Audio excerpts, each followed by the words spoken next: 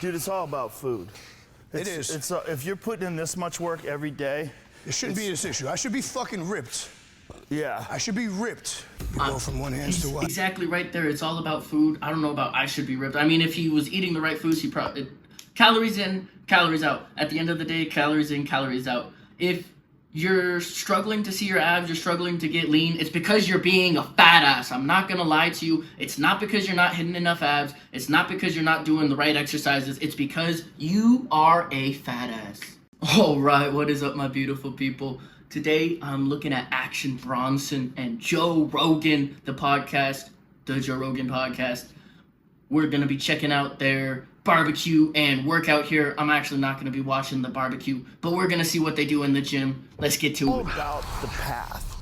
All right, set 2. Once you're on the path, staying on the path. It's just hard for people to get on the path.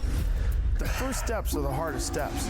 Just getting out the door, tying on your shoes. You got it right there. Key is you get them on. You get them on and you get going. You ever do these? That's very true. You get them on, you get going. Actually, a little bit of psychology there. The reason the hardest part is, say, putting on the shoes is because that's actually what triggers everything else. And so your brain's kind of weighing out the decision right there. And if you load more time in between you and loading on the shoes, you have more time for your brain to figure out reasons to not go to the gym, because it is kind of hurting your body going to the gym. Your brain doesn't want to do that. My tip, bring your work shoes, or I mean your gym shoes with you to work. When you get out of work, immediately slip on your gym shoes and drive to the gym. You'll have no excuses. You'll be loaded up. Just bring everything you need ready to go. Makes it 10 times easier. Stop being a fat ass. Stop making excuses. Make it easy for yourself. Sissy squat type of thing? No, Nordic curls. Regardless of how much you procrastinate, as long as you take the steps, as long as you're on the path. You came in cold and did fucking... Bro, it's not easy. That's tough. Once you're on the path, then you feel the... Yo, I'm not gonna lie, Nordic curls, especially unassisted, are really, really, really tough. Like, it's gonna destroy your knees and your hamstrings and everything. In a good way, though. But a guy that heavy, he looked pretty heavy. A guy that size doing Nordic curls is pretty impressive. He should definitely be warming up and doing a few different exercises before Nordic curls. I would say stick with the hamstring curl before you jump into the Nordic. It does require a little bit of strength.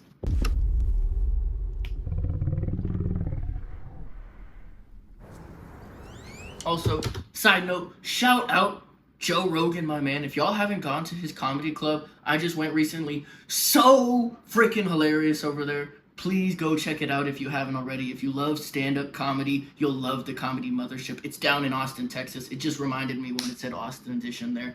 Give it a look. Do I look like shit, though? No. I look all right? Oh, you look a lot better than you used to look. Yeah, you're right. This is just a series that I always do. That very honest of Joe Rogan there. Those are honestly the type of friends you want. He says, you're a lot better than you used to look.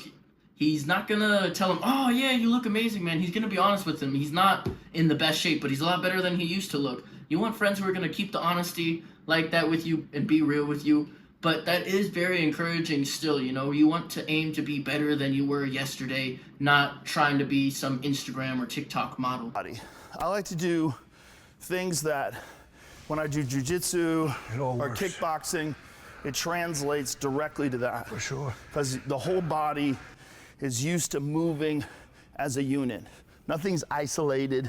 Nothing's... No, I know. Everything is the whole body moves as a unit. All right, so this is what I do. I start out... So what Joe Rogan is describing there, to the best of my knowledge, is your central nervous system is going to adapt to whatever you put it to. So if you're someone who really does a lot of like tricep extension, bicep curls, like lateral raises, it's not really going to translate into actionable strength.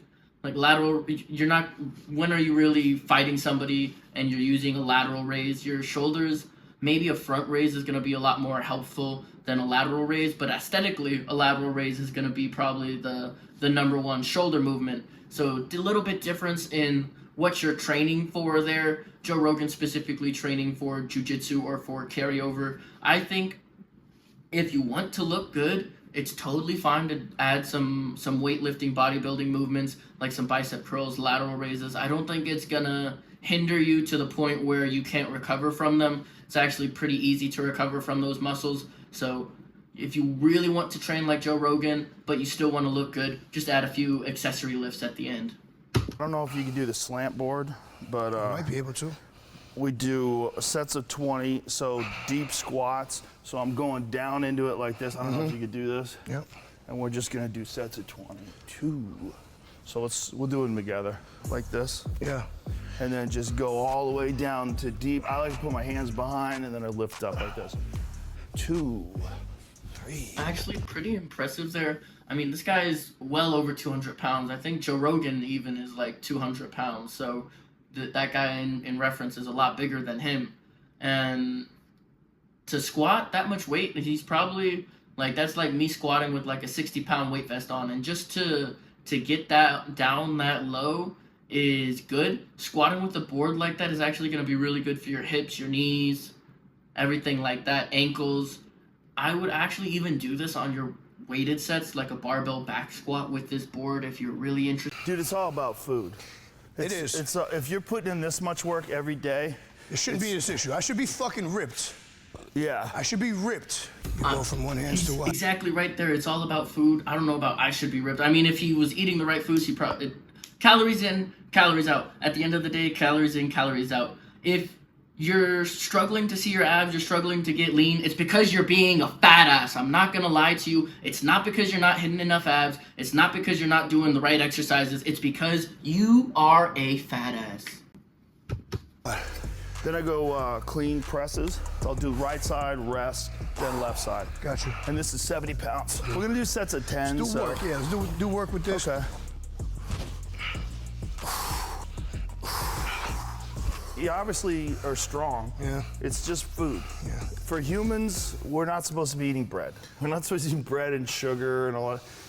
You know, the difference, clearly though, the difference between like the stuff that we get here, the stuff that they get in like Italy. Yeah, If you eat in Italy, totally the same stuff and you don't get fat because we're spraying folic acid and it's all.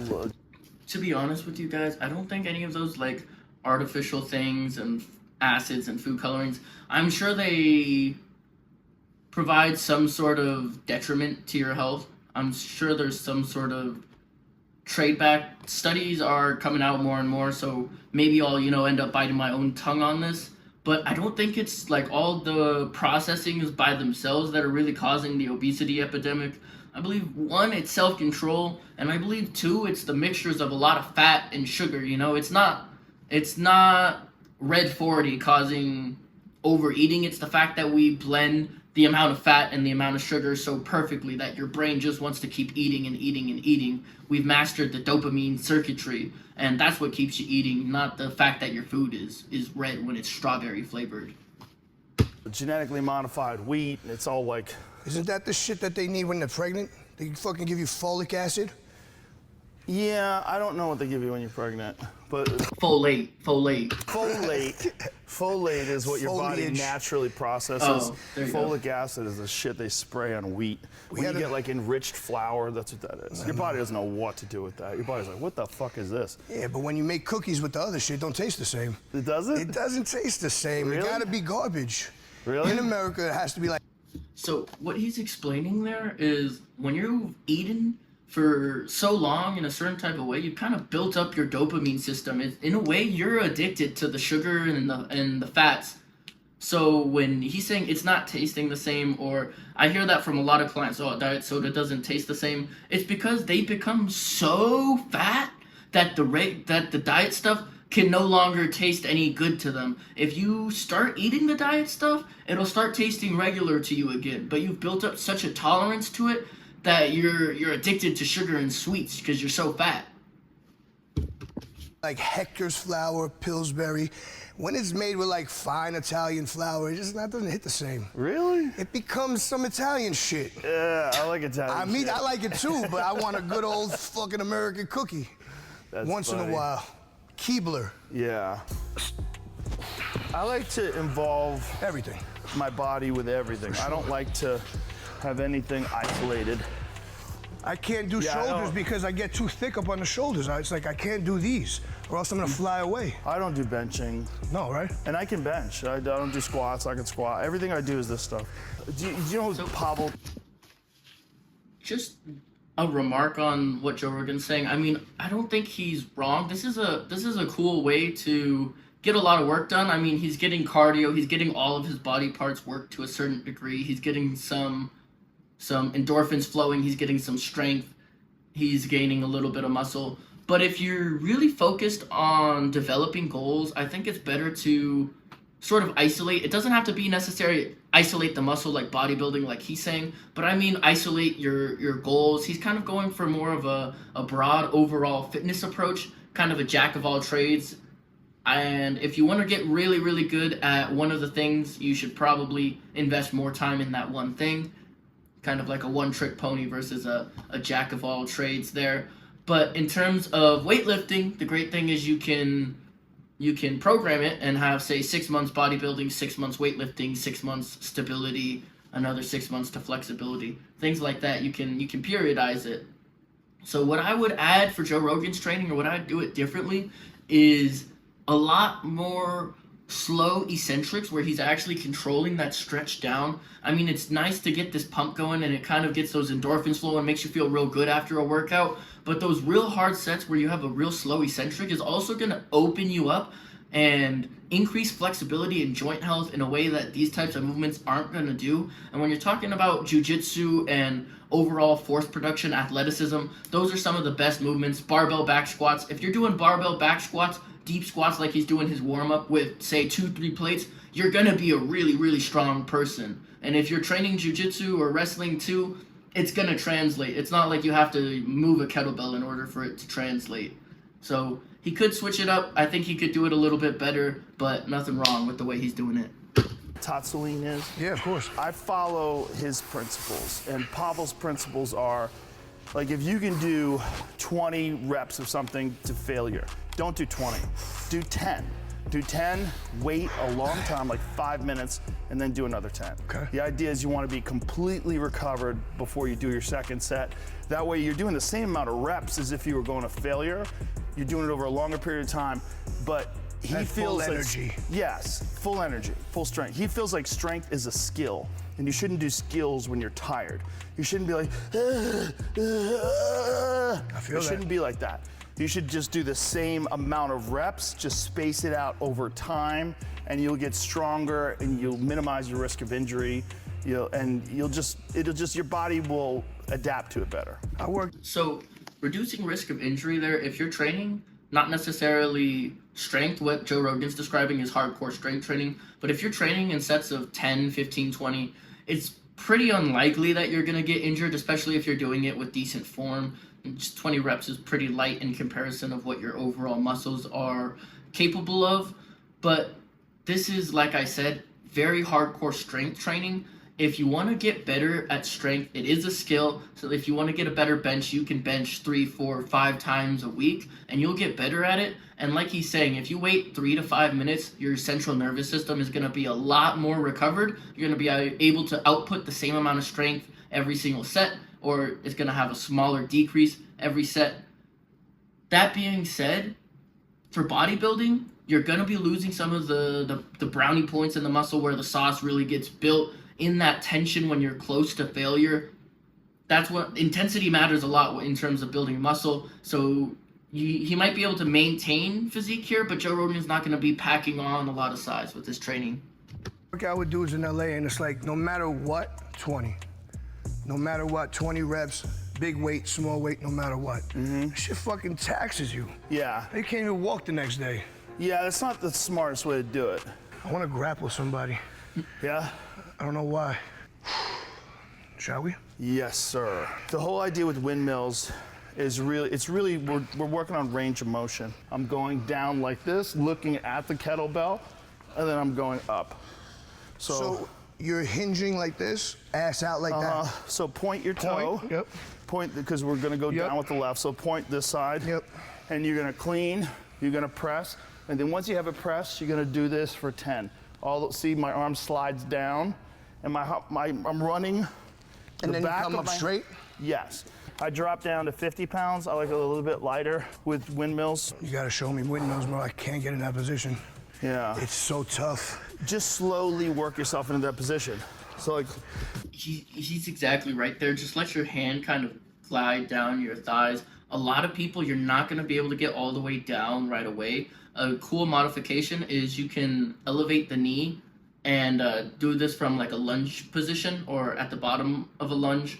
That position with your one knee on the ground, 1 foot up, and then that knee can be elevated if you like to give you some extra range of motion. That same exact concept, just on the knee, gonna make it a lot easier to progressively overload. You can just progressively overload in height there.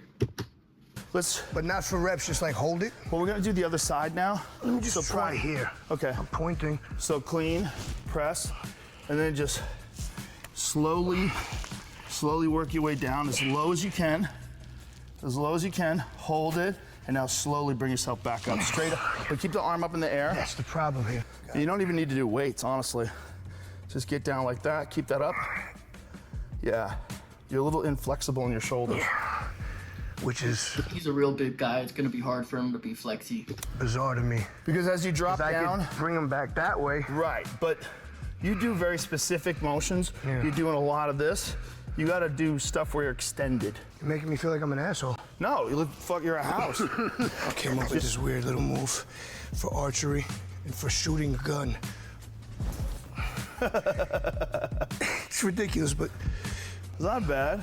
try and keep that up there. Anytime you're swinging things up, you're engaging your whole body. So how are you doing it? Put it forward in front of you on the floor. Okay. Then swing it back and up and into the rifle position. And then spin, like turn, like you're looking around, surveying the area, and then back to the position, That's good. right? Or hold it here. Yeah, that's good. I'm gonna lie, that's some bullshit, y'all. You're not gonna get jacked doing that. I mean, if you're if you're a soldier, maybe if you're like a bow hunter, like a Cam Hanes type of guy, that might work if that's all you do. But I would not be wasting my time in the gym doing this. You're probably better off getting stronger in actual stuff and then just bow hunting. Okay. Getting inventive. Okay. So have you done these? Yep. Renegade rows? All right. You going single arm 'em only, or you go switch? Single arm only, I switch. One at a time. So I start shoulder width apart, get down like this. I drop to a push up, hold, and then I do this. Up, one, Yep. one. Okay, 1-1. Really works your core. All right, I got 2 big critiques there for Joe Rogan.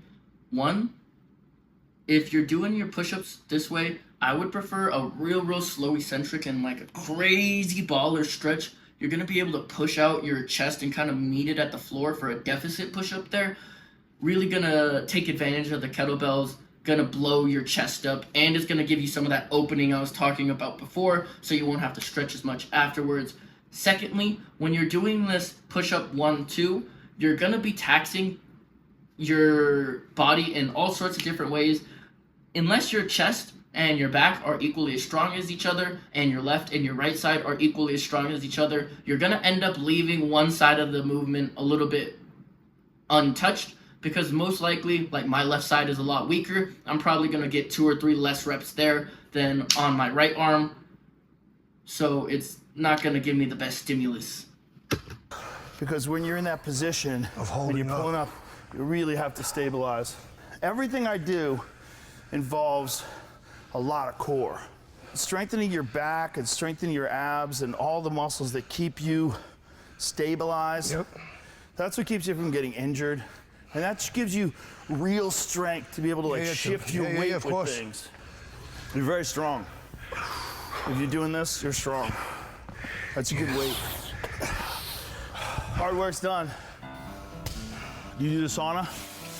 Yeah. All right. Looks like that's the end of the workout, guys. They're gonna do a sauna and a cold plunge. Of course, Joe Rogan's rich, so he's got a sauna in his house. Not all of us have that luxury yet, but that's about the end of their thing. I'll wrap up talking about recovery. Sauna is gonna release some muscle shock proteins. Might help you recover a little bit there. I think more than anything, it's gonna help you relax a little bit, keep that heart rate going. So that's gonna help your recovery, keep the blood flow going. Good for your skin as well if you do the sauna or the steam room. Lots of benefits there. Crazy thing is, if you actually do this before you sleep, after you get out of the sauna, it's basically going to set a timer for about an hour where your body warms itself or cools itself back down after getting out of the sauna, and that's going to get yourself ready to go to sleep.